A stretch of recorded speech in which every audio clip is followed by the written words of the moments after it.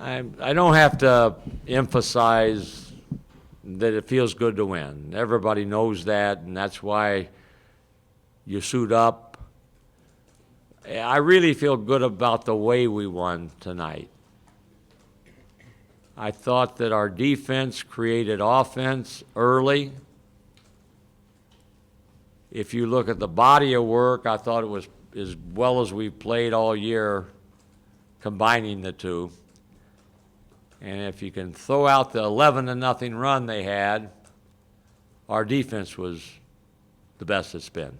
Against a team that's averaging almost 80 points a game in Mountain West play and can score the ball in a lot of ways. So I feel good, our players feel good, and now the challenge for all of us is use this to grow. Have this now as our new baseline and get better. 2 in a row needs to lead to 3 in a row on Tuesday at Vegas. We're winless in true road games. We need to change that on Tuesday, and it won't be easy. No game is easy in this league. So I know that the addition of Malik Pope makes everybody feel more comfortable. I told him before the game, welcome back. We need you for the long haul now. We need you for the duration. Don't try to do things too quickly, too fast. Be basic. And I thought for the first opportunity since December the 22nd that he did a pretty good job. So getting them healthy, keeping them healthy will obviously add to what we can do and what they can do. So we need to stay with it. Matt Shrigley, I cannot tell you how much he means to this team. Our players know that Matt Shrigley should not have played in minimum of 3 games that he played in with the ankle that he had. But he said, I'm going to play. And when he came in tonight, he shot the ball knowing that they were going in as opposed to hoping that they were going to go in. And he's become as reliable a defender as we've got. So Matt has done a marvelous job of doing his job, and he's unafraid to speak up in that locker room or on the practice floor and call any of our guys out if he doesn't think that they're playing hard. And I think I think he wouldn't be able to do it if he didn't have the respect of everybody out there for how he plays and what he's done. So everybody had a piece of it tonight, and it felt good. Obviously, Malik needs to be talked about because he hasn't been with us for a while, and Shrigley, in my opinion, needs to be talked about because sometimes we overlook his contributions. Anything? Yes, I asked Matt and Malik about this, but the second half complacency that was so present that caused you to lose the game against New Mexico was pretty much non-existent tonight. Came back for a little bit in around the 6-minute mark, but it went away again. So what did you work on to get rid of that complacency with the lead in the second half? I don't know that complacency is the right word, the word that I would use. I looked at our stats. We were 7 ahead of New Mexico, and they outscored us 17 in the second half. Nobody likes it. Arizona State did the same thing. You got to play. You have to play for 40 minutes. And you have to not say, let's score. You got to guard. You got to guard. And one of the 6 bullet points tonight, defend to win. Defend to win. And we have to keep doing that. Offense brings energy, no matter who you are. But we can't have that. We can't be flatline when we don't score, because we'll have times where we go through droughts where we don't score. But we got to guard that same way as if we've just made 12 in a row like we did tonight. Steve, you were talking about your conversation with Malik before the game of not rushing or pressing. there was a sequence, maybe 3 minutes left in the first half, where he had a guy isolated, backing him in on the baseline, and he could have found a shot there, but he kicked it to Jeremy, who swung it to Matt for a three. When you saw a sequence like that, what did you think of Malik's return and what you were seeing in that first impression back kind of way? I felt good for Malik.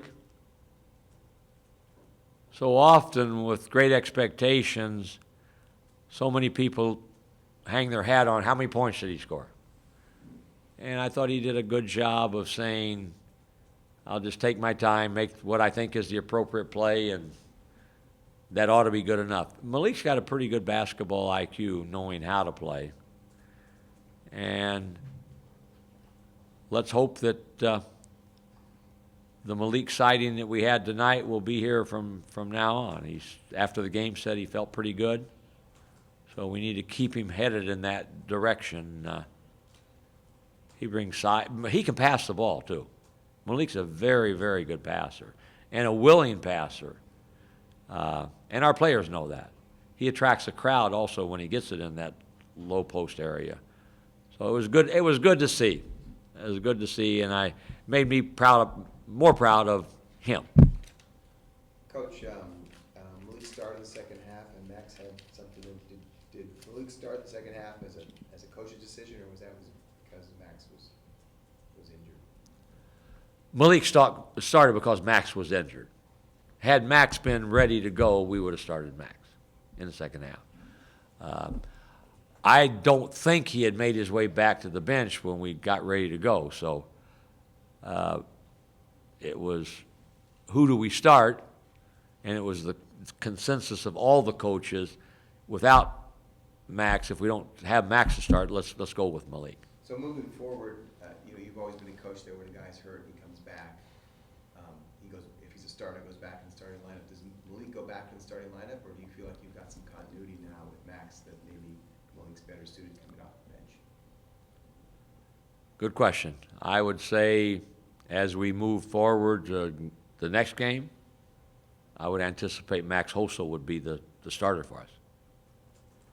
That's my thought right now. And one of the things is you've been playing a lot more zone in recent games. It seems to be part of the defensive package now instead of maybe a gimmick that you played in years past just to stun a team. How do you think it's doing, and is that something with Malik coming back in the lineup situations you'll have that we'll see more of? I made a knee-jerk substitution pattern where I think after a timeout where Justin and Dutch said, who's going to guard? You can't play this lineup. And then Justin said, we got to go zone with this group. So maybe the lineup allowed us to do it. Maybe we should have done it anyway. I think it changed. I don't think they scored. I think when we did it in the first half, I think we made them shoot perimeter shots and limited them to one shot I believe, when we were in the zone. So how much we use it going forward, I don't know. I think we have to consider doing it on occasion. Justin said at one timeout that they took, let's go zone, and that time he only wanted to go for one play. He said, let's go. They have 1,000 set plays. He says they're going to have something. Let's go zone. So we went zone one time, just one possession, but we should be a team that can try it on occasion and hope it kind of throws you a little bit off kilter. That got it? Looking ahead to UNLV, what would you say the top three things are that you guys need to do in order to get the win, and can you elaborate on each one? Probably more of the same. We start every keys to success with take care of the ball. Take care of the ball. We've had too many turnovers lately. Tonight we were better. We said 10 or under, we had 11. So take care of the ball. We want to have 10 or under. We want to get a shot. And I moved up the food chain tonight, and I'm going to keep it there for a while till we prove that we can do it. Rebound the ball. Rebound the ball.